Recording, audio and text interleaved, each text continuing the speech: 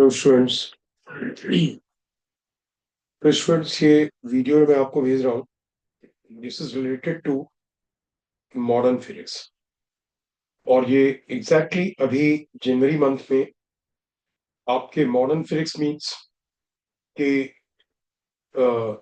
Photoelectric effect, atom, x ray, nuclear physics, in chapters के questions आपके sure short आपको correct करना है। तो दो इसका क्लास में बहुत डिटेल डिस्कशन किया है, बट फिर भी इसे अभी बहुत ही मैं एक ब्रीफ में और try to cover each and every important point जिन पॉइंट पे बेस्ड क्वेश्चंस आते हैं। तो आप देखोगे सबसे पहले है जस्ट अ मोमेंट।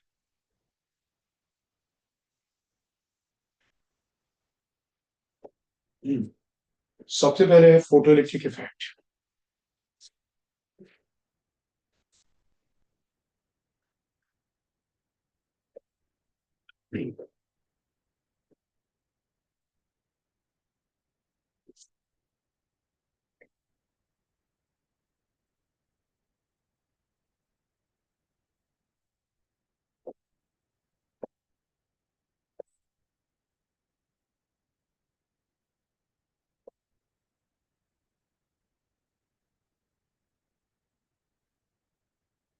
तो फोटो इलेक्ट्रिक इफेक्ट में यू सी कि जो जो सबसे main equation and I would say the only equation is what H nu is equal to W plus K max.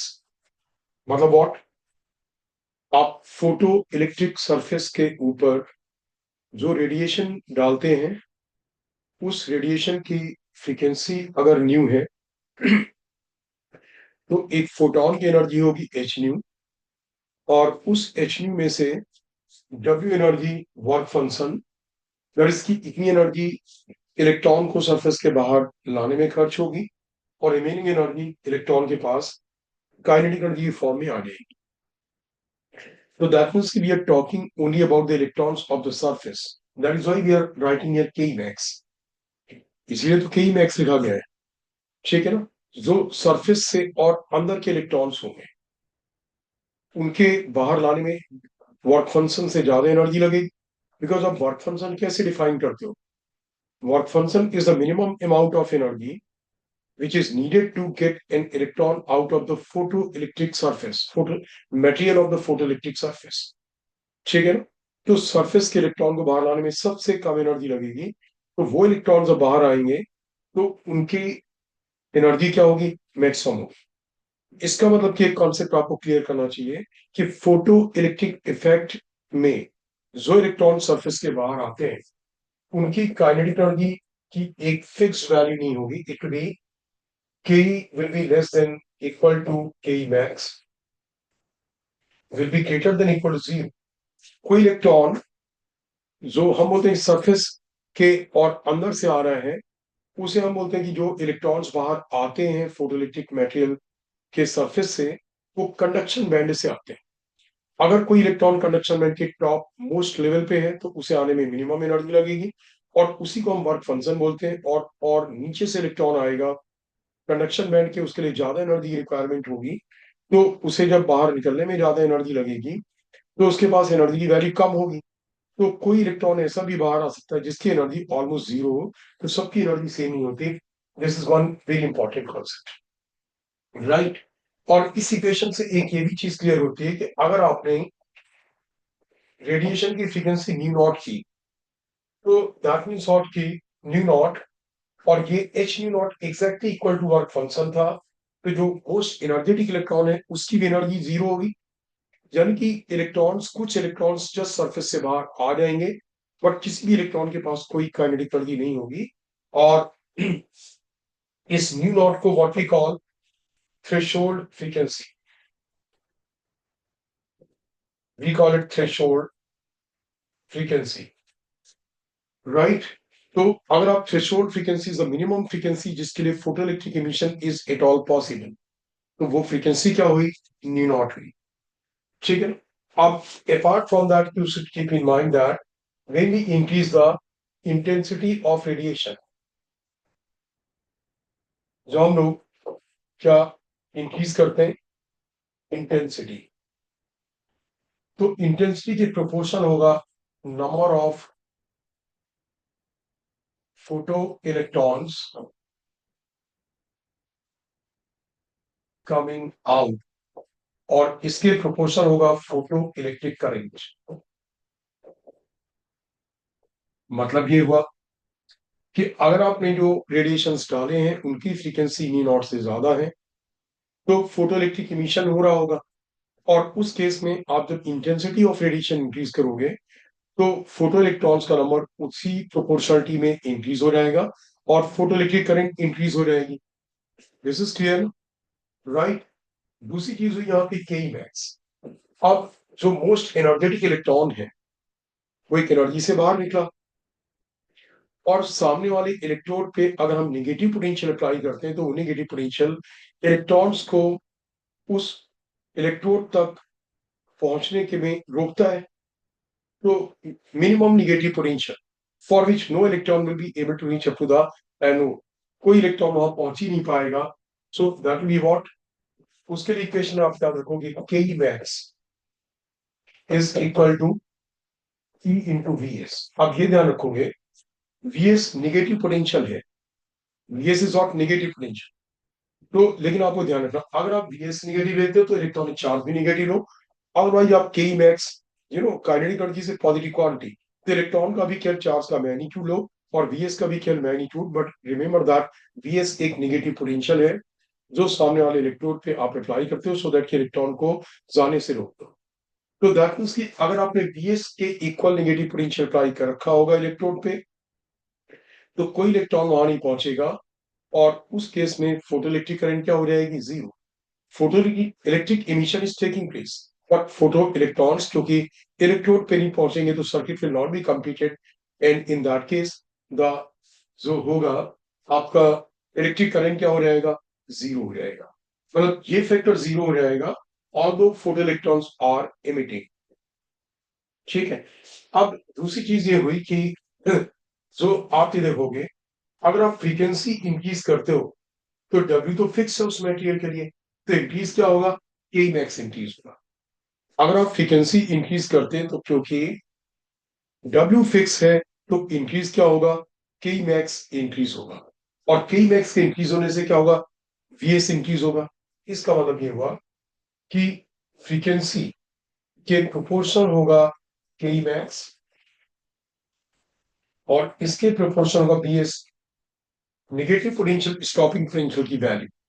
तो दैट मींस कि जब आप फ्रीक्वेंसी इंक्रीज करेंगे, फ्रीक्वेंसी के इंक्रीज करने से number of electrons which are coming out will not increase, because एक photon एक इलेक्ट्रॉन को ही बाहर निकाल सकता है।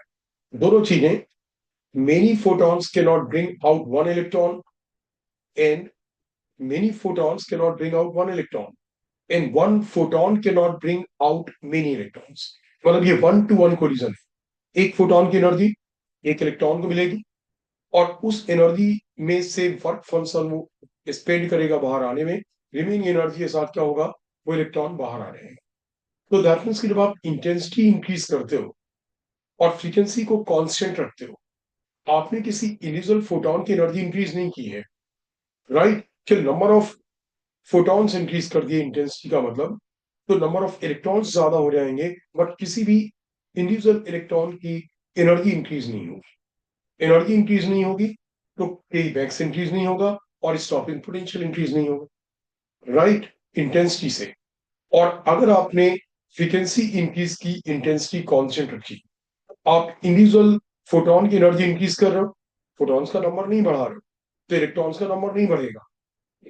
इसका मतलब ये हुआ फोटोइलेक्ट्रिक करंट में कोई इंक्रीज नहीं आएगा, बट क्योंकि इंडिविजुअल फोटॉन की एनर्जी इंक्रीज हुई तो इलेक्ट्रॉन की भी एनर्जी इंक्रीज होगी और वीएस भी इंक्रीज हो जाएगा, के मैक्स भी क्या होगा, इंक्रीज हो जाएगा।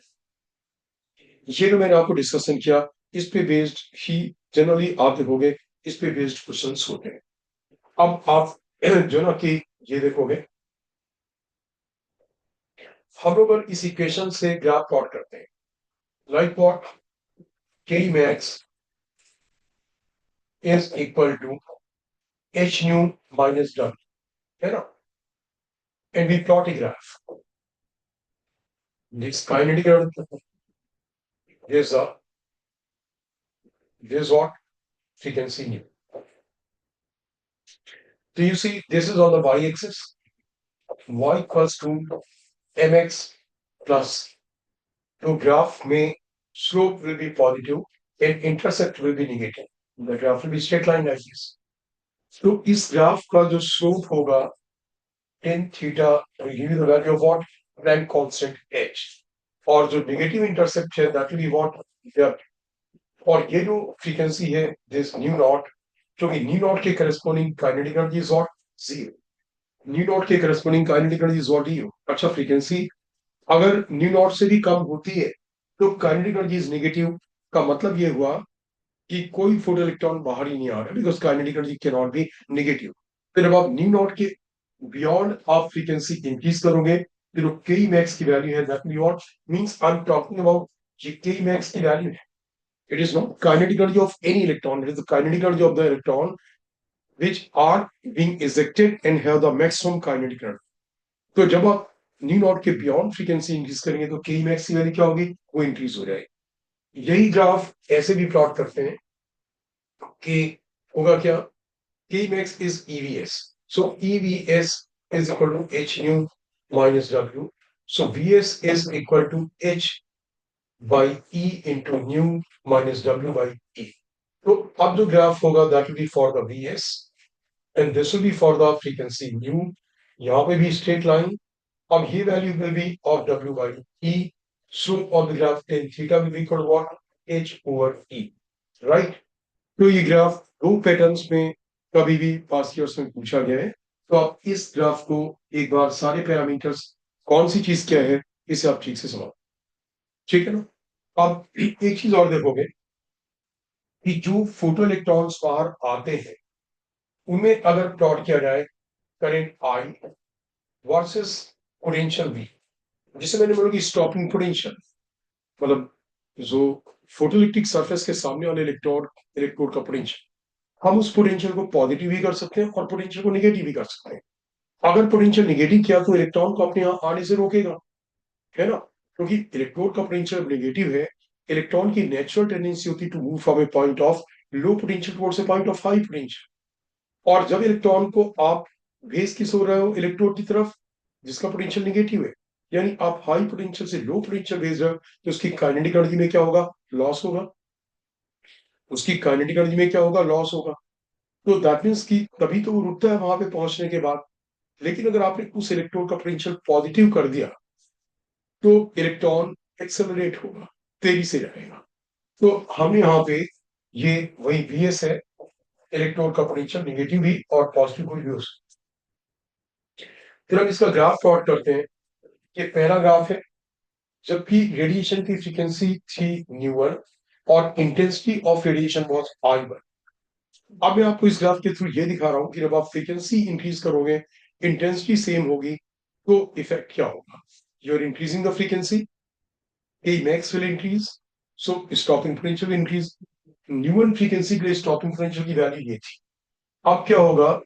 स्टॉपिंग पोटेंशियल की वैल्यू इंक्रीज कर गई और सेचुरेशन करेंगे सेम। ये जो दूसरा वाला ग्राफ है, फॉर व्हाट? फ्रीक्वेंसी इज न्यू2 and intensity remains same I1 and न्यू2 is greater than न्यू1. न्यू2 is what? Greater than न्यू1. Students, you see, न्यू2 is greater than न्यू1. That means Ke max would have increased. And that means what? Stopping potential would have increased. So it is shown here in the figure. But because intensity is same as I1, that means what? The number of electrons emitted will not increase, and so the photoelectric current will also not increase. ठीक है ना? अब आप देखोगे saturation current remains same. Now you see next, इस graph में आप देखोगे for this graph saturation current has increased. यहाँ पे stopping potential is what? Same. तो इस ग्राफ में फ्रीक्वेंसी तो न्यू1 ही होगी, but intensity will be I2 such that I2 will be greater than I1। तो जब आपने इंटेंसिटी इंक्रीज कर दी, नंबर ऑफ इलेक्ट्रॉन्स इंक्रीज हो गए, फोटोइलेक्ट्रिक करंट इंक्रीज हो गई, बट फ्रीक्वेंसी सेम है, इससे के मैक्स सेम होगा और स्टॉपिंग पोटेंशियल क्या है, सेम है। तो स्टूडेंट्स ऐसे भी क्वेश्चंस पास्ट ईयर्स में पूछे गए। अब आप कोई भी क्वेश्चन देखो, वो हाँ कुछ एक फैक्ट से और भी याद रखोगे। फोटोइलेक्ट्रिक इफेक्ट इंस्टेंटेनियस होता है, क्योंकि मैंने बोला एक फोटोन की एनर्जी एक इलेक्ट्रॉन को मिलेगी 1-to-1 कोलिजन, उसी से तो पार्टिकल नेचर प्रूव हुआ था। तो दैट मीन्स व्हाट कि अगर फोटोन की फ्रीक्वेंसी सफिशिएंट है तो इलेक्ट्रॉन्स तुरंत बाहर आएंगे, सफिशिएंट नहीं है तो इलेक्ट्रॉन्स बाहर नहीं आएंगे। That means this effect is what, instantaneous. ऐसा नहीं हुआ कि एक फोटोन की एनर्जी ली, दूसरे की ली, तीसरे की ली, और जब उसकी एनर्जी सफिशिएंट हो गई तो बाहर आएगा। दिस विल नॉट हैपन, ठीक है ना, this will not happen. So that means कि the effect is not instantaneous. अब आप पास्ट ईयर्स के कोई भी क्वेश्चन देखोगे, मैं आपको कुछ एक क्वेश्चंस रीड करके बताता हूँ, और बिल्कुल ऑलमोस्ट क्वेश्चन जो होंगे वो verbally you can solve them. Photo electric effect में जितने भी क्वेश्चंस होंगे, आप देखो, मैं कुछ एक क्वेश्चंस एग्जांपल के लिए लेता हूँ, और आप अपनी ओर से भी क्या करना, इमीडिएटली क्वेश्चंस की प्रैक्टिस करना, so that you also get confidence कि हाँ आपसे ये सब कुछ सॉल्व हो जाएंगे, ठीक है। सो यू सी स्ट्रेच,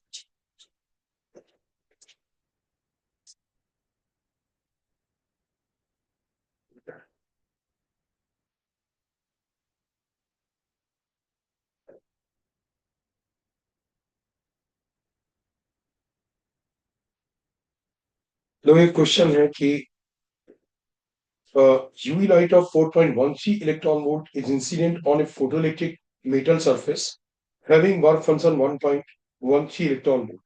तो आपको वर्क फंक्शन दे रखा है और एच न्यू की सीधी वैल्यू दे रखी है कि UV light of 4.13 electron volt energy, यानी कि आपको इलेक्ट्रॉन वोल्ट में एच न्यू की वैल्यू है और वर्क फंक्शन की वैल्यू भी इलेक्ट्रॉन वोल्ट में है। पूछा गया है the maximum kinetic energy of the electron ejected photo electrons will B. ये अप्रैल अटेम्प्ट में J24 में आया हुआ है, राइट। तो बिल्कुल इजी है, H nu equal to W plus K max. आप के मैक्स की एच न्यू दे रखा है, डब्ल्यू दे रखा, आप के मैक्स इलेक्ट्रॉन वोल्ट में निकाल दोगे। नेक्स्ट क्वेश्चन आया हुआ है कि average force exerted on a non reflecting surface normal incidence is this. ये क्लास में कराया था, मैं एक बार जल्दी से बता देता हूं आपको। जब एक सरफेस पे आप आई इंटेंसिटी का रेडिएशन डालोगे और वो रेडिएशन पूरा का पूरा एब्जॉर्ब होगा, तो जो सरफेस पे प्रेशर होगा, pressure P will be equal to I over C. I से intensity, C is the velocity of light. ये प्रेशर कब होगा, जो रेडिएशन आपने डाला वो एब्जॉर्ब हो गया, और अगर रेडिएशन रिफ्लेक्ट होगा तो प्रेशर P है, बिल्कुल स्ट्रेट नॉर्मल गया, नॉर्मली रिफ्लेक्ट हुआ तो pressure P will be what, 2I over C. और फोर्स क्या होगा, फोर्स भी प्रेशर इनटू एरिया। उस जिस प्लेट पे डाला गया है, जिस सरफेस पे डाला गया उसके एरिया से मल्टीप्लाई करोगे, फोर्स आ जाएगा।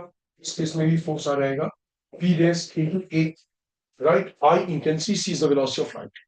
और अगर आपने सर्टेन एंगल थीटा पे रेडिएशन डाला होगा और वो रेडिएशन रिफ्लेक्ट होता है थीटा पे, तो मोमेंटम का जो कॉस कंपोनेंट है, आप देखो, वो कंपोनेंट ही फोर्स या प्रेशर एक्सर्ट करेगा। तो यहाँ पे ये पी की वैल्यू क्या आ जाएगी इस केस में, it be 2I cos theta over C. मतलब थीटा एंगल पे नॉर्मल से थीटा एंगल पे रेडिएशन डाला गया और वो थीटा एंगल पे रिफ्लेक्ट होकर के आ गया, तो उस केस में प्रेशर पी इतना हो। अब ये जो सेकेंड क्वेश्चन था, ये क्वेश्चन है 24 में अप्रैल अटेम्प्ट का ये क्वेश्चन है। Average force exerted on a non reflecting surface of normal incidence, force आपको दे रखा है 360 वॉट पर सेंटीमीटर स्क्वायर, फोर्स न्यूटन में है।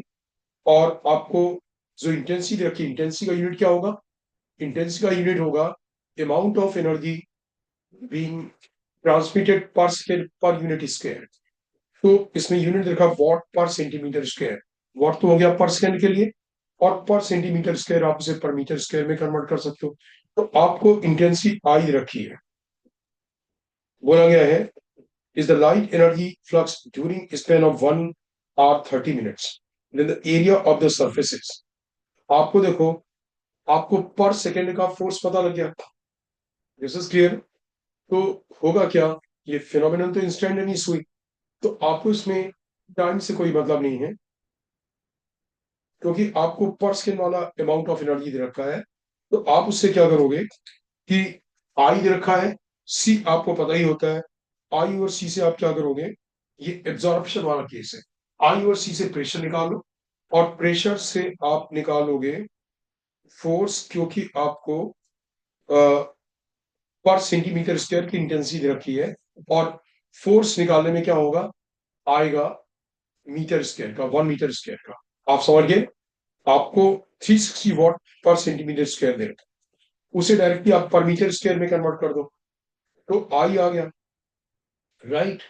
और जब आपने पर मीटर स्क्वायर में कन्वर्ट कर दिया, तो आप आई ओवर सी, क्योंकि एब्जॉर्प्शन वाला केस है, प्रेशर आए, प्रेशर पर मीटर स्क्वायर का है, और क्योंकि यहाँ पे एरिया के बारे में और कुछ नहीं रहेगा, तो 1 मीटर स्क्वायर ही होगा। सो दैट मीन्स व्हाट, अच्छा एरिया की वैल्यू पूछी गई है, तो प्रेशर इंटू एरिया में भी फोर्स, फोर्स दे रखा है, तो आप एरिया। हाँ, यहाँ पे टाइम से कोई मतलब नहीं था, ठीक है ना, ये फोर्स लगातार एक्सर्ट होता रहेगा, टाइम से कोई मतलब नहीं है। Now next is, which of the following phenomenon does not explain by wave nature of light? तो वेव नेचर ऑफ लाइट से रिफ्लेक्शन भी होता है, ये मतलब कह नहीं सकते कि इस टॉपिक का क्वेश्चन है ये, इनफैक्ट वे ऑप्टिक्स का, रिफ्लेक्शन भी वेव नेचर से होता है, डिफ्लेक्शन भी वेव नेचर से होता है, और इंटरफेरेंस भी वेव नेचर से होता है, पोलराइजेशन भी वेव नेचर से एक्सप्लेन होता है। तो फोटो इलेक्ट्रिक इफेक्ट अभी अभी मैंने आपसे बताया था, पार्टिकल नेचर से एक्सप्लेन होता है। तो photo electric effect is experiment जो कि वेव नेचर से एक्सप्लेन नहीं होता है, राइट। ये क्वेश्चन था April 24 अटेम्प्ट में, ठीक। नेक्स्ट क्वेश्चन आया है, when UV light of wavelength 300 nanometer is incident on a metal surface having work function of 2.13 electron volt. तो आपको वर्क फंक्शन दे रखा है, और यूवी लाइट की वेवलेंथ दे रखी, वेवलेंथ से आप फ्रीक्वेंसी निकाल ही सकते हो, है ना। एनर्जी फ्रीक्वेंसी के टर्म्स में एच न्यू, और वेवलेंथ के टर्म्स में H C by lambda. Electron metal surface having work function this much, electron emission takes place, the stopping potential is, तो आपको एच न्यू की वैल्यू नोन है, H C by lambda is equal to W plus EVS, आप इसे VS की value calculate कर लो। Next question is, ये भी क्वेश्चन April 6 को आया था 24 जेई अटेम्प्ट में, which of the following statement is not true about stopping potential? It depends on the nature of the emitter material, ये पहला ऑप्शन है। It depends on the nature of the emitter material. It depends on frequency of the incident material. तो frequency पे depend करता है। Is that clear? हाँ, एक given frequency के लिए अगर आप मेटेरियल को चेंज कर दोगे और स्टॉपिंग पोटेंशियल की वैल्यू चेंज हो गई, तो के मैक्स भी चेंज हो जाएगा, तब डिपेंड करेगा। Let's see all the other options. इन्होंने पूछा कि which is not true, it increases with the increase in the intensity, intensity के साथ इंक्रीज नहीं होता है। It is 1/e times the maximum kinetic energy of the electron emitted. तो देखो ए भी करेक्ट है, मतलब depends on the nature of the emitted material, मतलब व्हाट, अगर आपने फ्रीक्वेंसी सेम रखी और एमिटर मटेरियल को चेंज कर दिया, तो वर्क फंक्शन चेंज हो जाएगा, उससे के मैक्स कम या ज्यादा हो जाएगा, डिपेंडिंग अपॉन कि आपने डब्ल्यू की वैल्यू कम की या ज्यादा की, और स्टॉपिंग पोटेंशियल चेंज हो जाएगा। तो ए पे भी डिपेंड करेगा, बी फ्रीक्वेंसी है उस पर भी डिपेंड करेगा, C increases with the intensity is wrong, इस पे डिपेंड नहीं करेगा, D it is 1/e times EVS is equal to K max, that means VS is ought K max upon E. तो ये भी करेक्ट हो गया। तो केवल जो इनकरेक्ट था that was what, C option incorrect था कि इंटेंसिटी पे डिपेंडेंसी इंटेंसिटी पे नहीं होती। नेक्स्ट क्वेश्चन है, ये आपका अप्रैल अटेम्प्ट में ही 24 जेई में आया है, और इसमें वही ये वाले ग्राफ्स हैं। तो आपको बताना कि which shows the correct variation of applied potential V with photoelectric current I, I1 is less than I2, I1 की वैल्यू कम है और I2 की वैल्यू ज्यादा है। तो आपको बताना है कि कौन से ग्राफ करेक्ट है। तो इसमें जो करेक्ट ग्राफ है, क्योंकि I1 की वैल्यू इसमें जो रखी है, I1 इज लेस, तो बस आप ये देखो V V, और ये I1 के लिए हो जाएगा, और ये I2 के लिए, ठीक है ना, क्योंकि इसमें देखे रखा है कि which shows the correct variation of applied potential V with photoelectric current I at two different intensities I1 I2, of the same wavelength, यानी frequency same, stopping potential same, जिसमें इंटेंसिटी कम उसमें करंट भी कम, जिसमें इंटेंसिटी ज्यादा उसमें सैचुरेटिंग current ज्यादा होगा। तो this option is correct, remaining options उसमें गलत हैं। फिर एक और क्वेश्चन है, एक तो देखो 24 में ही ऑलमोस्ट 24 में अप्रैल 6 को भी, अप्रैल 5 को भी, अप्रैल 6 को भी, दैट मीन्स की इस टॉपिक का क्वेश्चन आता है। बट आपको ग्रेजुअली ये पता लग रहा होगा कि क्वेश्चंस के नेचर में ऑलमोस्ट कोई वेरिएशन नहीं होता। जैसे आप देखो एक थोड़ा सा डिफरेंट टाइप का क्वेश्चन, बट उन्हीं क्वेश्चन पे बेस्ड बताता हूँ। इन ए photoelectric effect experiment, light of frequency 1.5 times the threshold frequency is made to fall on the surface of the photosensitive material. Now, if the frequency is hard and the intensity is doubled, the number of photoelectrons emitted will be, तो आप ही देखो, हम let's make the equation. इसमें बोला गया कि in the photoelectric effect experiment, a light of frequency 1.5 times the threshold frequency. तो 1.5, sorry, इनके accordingly 1.5 into H nu not, ये हमने लाइट डाली है 1.5 times new not, this will equal H nu not plus what, के वैल्स, ये equation होगा। ये अब उन्होंने दूसरी कंडीशन क्या दी है, now the frequency is halved, फ्रीक्वेंसी आपने हाफ कर दी, and intensity is double, the number of photo electrons will be कम। आप देखो कि आपने 1.5 टाइम्स डाली थी न्यू नॉट की, और आपने उसे हाफ कर दिया, यानी न्यू नॉट से कम फ्रीक्वेंसी कर दी, तो कोई फोटो इलेक्ट्रॉन बाहर ही नहीं आएंगे। 0.75 न्यू नॉट कर दी ना आपने फ्रीक्वेंसी, तो क्या हुआ, कोई फोटो इलेक्ट्रॉन्स बाहर ही नहीं आएंगे। तो उसमें पूछा गया था कि जो काइनेटिक एनर्जी है, the number of photo electrons emitted will be zero, so zero option will be correct। ठीक है, ऐसे ही एक क्वेश्चन और देखोगे, ये क्वेश्चन 23 में आया है, remaining question which I am seeing here almost बच्चों बिल्कुल एक सिमिलर क्वेश्चन है। आप ये देखो इसमें है 23 में आया हुआ अप्रैल attempt, a metallic surface is illuminated with the radiation of wavelength lambda। ठीक है, तो हमने लिखा hc by lambda is equal to the stopping potential is v naught, w plus e v naught, इनके अकॉर्डिंगली अब बोला गया if the same surface is illuminated with the radiation of wavelength 2 lambda, आपने इसे 2 lambda से illuminate किया, hc by 2 lambda, यानी कि एनर्जी हाफ पर, w प्लस पूछा गया है the threshold wavelength for this metallic surface will be, आपसे थ्रेशोल्ड वेवलेंथ पूछी गई है लेम्डा के टर्म्स में। आप क्या करो, इस डेटा से आप निकाल लो, इन्होंने बोला कि पहले बोला गया कि 2 लेम्डा से डाला तो स्टॉपिंग पोटेंशियल क्या होगा, v not by 4, e v not by 4, this what e v not by 4। तो पूछा ये गया है the wavelength for the metallic surface will be wavelength, the threshold wavelength, आपसे थ्रेशोल्ड वेवलेंथ की वैल्यू पूछी गई है।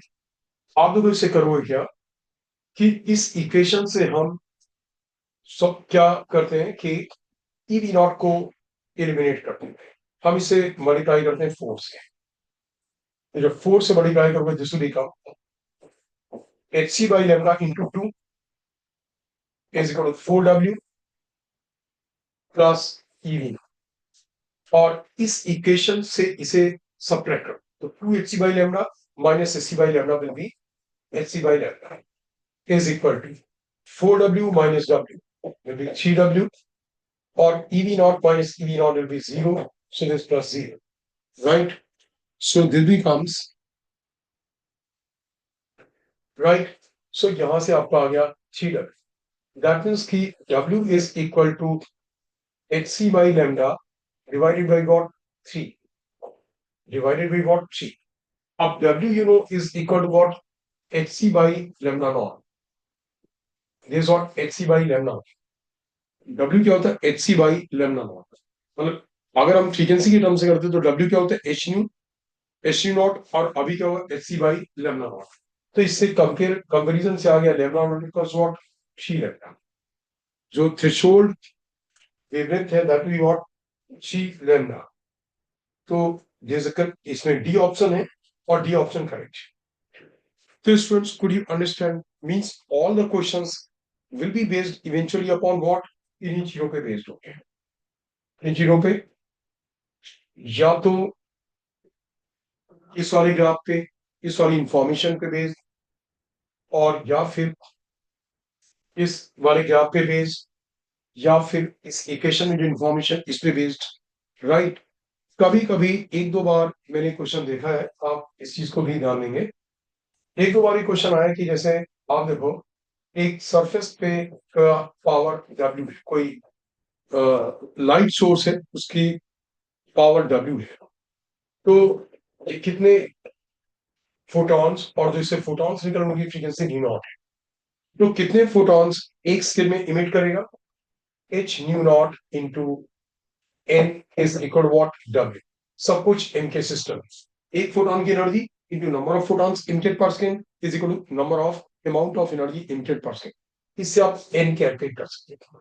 बोले यहां से 8 दूर ये एक पॉइंट सोर्स है, इट्स ए पॉइंट सोर्स। इससे 8 दूर what be the amount of photons, number of photons crossing the unit area of cross section। तो जो photons यहां से निकलेंगे, photons are traveling with the speed of light in all the directions। तो इस पूरे सरफेस से एक से में यही n इलेक्ट्रॉन्स पास होंगे। तो यूनिट एरिया से कितने इलेक्ट्रॉन्स पास होंगे, n अपॉन 4πr²। इसको बोलते हैं photon flux per unit area. तो यूनिट एरिया से एक सेकंड में इतने फोटॉन्स पास होंगे।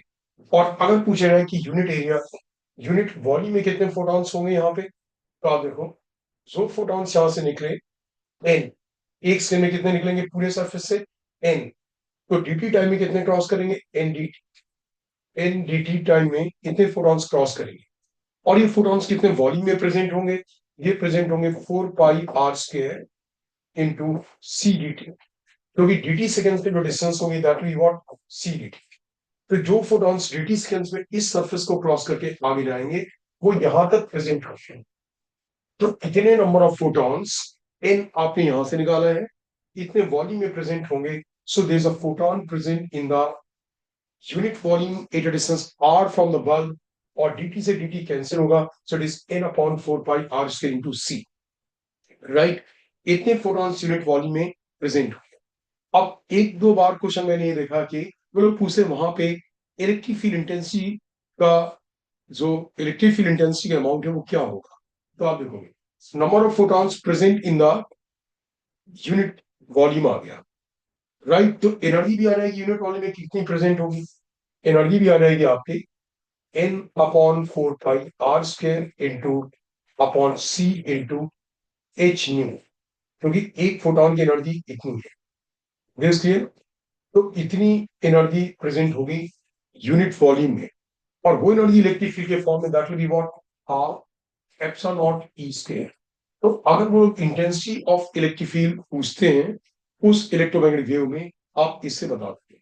सो this covers almost each and every question that may come in the JEE Main. ठीक है ना। मैं मैं छोटे छोटे सेशंस लेता हूँ। मैं आपको अभी नेक्स्ट उसमें वीडियो में भेजता हूँ। फिर एटम वाला पार्ट, ड्यूअल नेचर वाला पार्ट, और निकल फ्लेक्स वाला पार्ट। तो आप अभी इसे वॉच करिए।